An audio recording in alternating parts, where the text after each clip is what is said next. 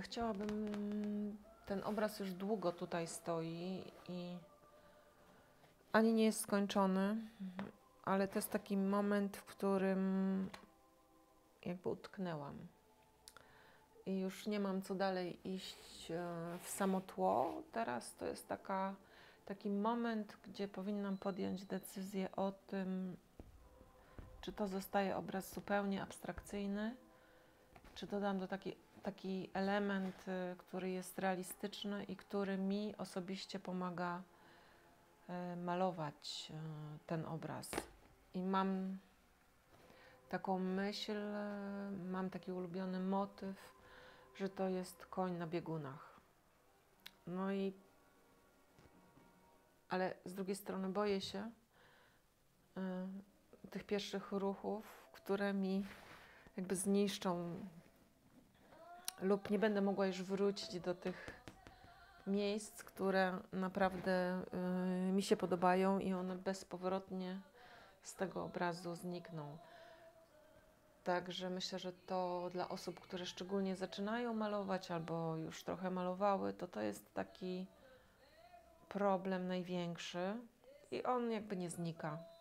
Więc to jest też tak, że jak malujemy, są takie fragmenty, które nam się bardzo podobają.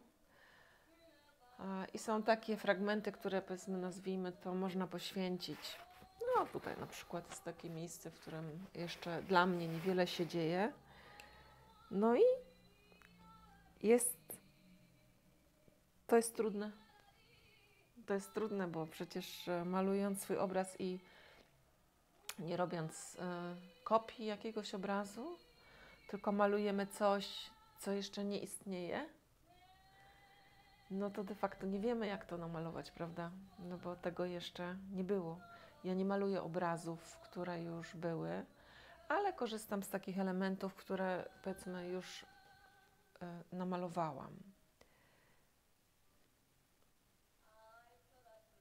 I teraz jest jeszcze taki etap, że my musimy się przygotować do tego malowania, rozłożyć farby itd., itd.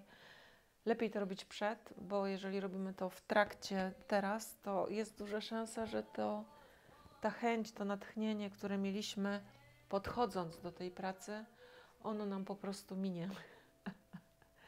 Także warto zrobić tak, jak w pianinie, nie wiem, rozgrzewkę na jakiejś wcześniejszej pracy, żebyś trochę rozmalować, trochę rozruszać, czy to, co, jak ktoś ma większą pracownię, to co robi, że ma ustawione 3, 4, 5 obrazów i każdy z tych obrazów jest trochę na innym etapie, więc wymaga od nas innego myślenia o tym obrazie i pozwala nabrać odwagi, aż podejdziemy do tego ostatniego, żeby go ostatecznie skończyć.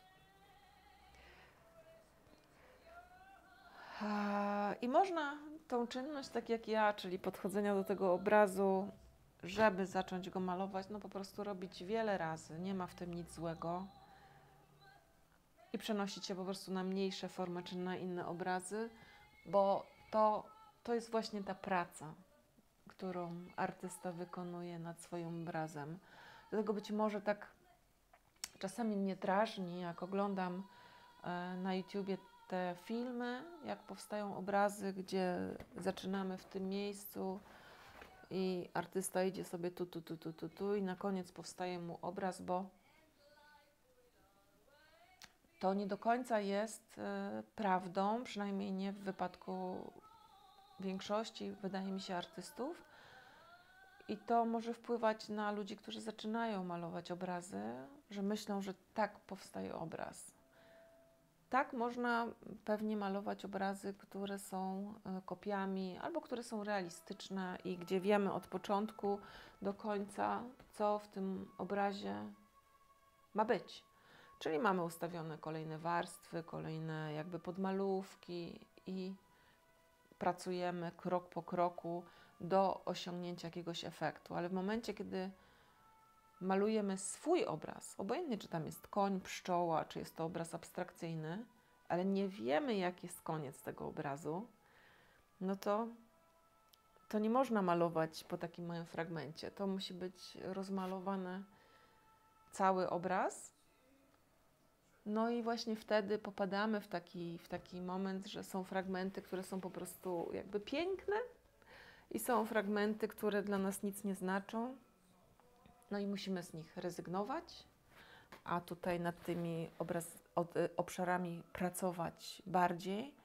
No i to jest trudne, bo to jest jeszcze gorzej niż białe płótno. Nie? Bo przed białym płótnem każdy ma strach, żeby tego nie zepsuć, tak? Ale jakby nie zepsujemy je, jakby nic nie zrobimy, nie zepsujemy, ale nic nie zrobimy, jeżeli nie pokryjemy tego białego płótna farbą. No i to jest drugi etap, kiedy już mamy obraz, kiedy on już został, kiedy nasze myśli, emocje się zmieniły od momentu, kiedy jakby pracowaliśmy pierwszy raz nad tym obrazem. I to jest też taka nasza biała kartka, nad której musimy rozpocząć dalszy etap. Także pozdrawiam wszystkich twórców, którzy stoją teraz przed swoim płótnem, utknęli i ta praca, jakby jej się nie da filmować, bo byście musieli mnie zobaczyć, jak siedzę na fotelu, piję kawę i patrzę, i patrzę, i patrzę, aż zobaczę to, co ma się urodzić w tym obrazie. To jest ta praca, którą trzeba wykonać. Pozdrawiam.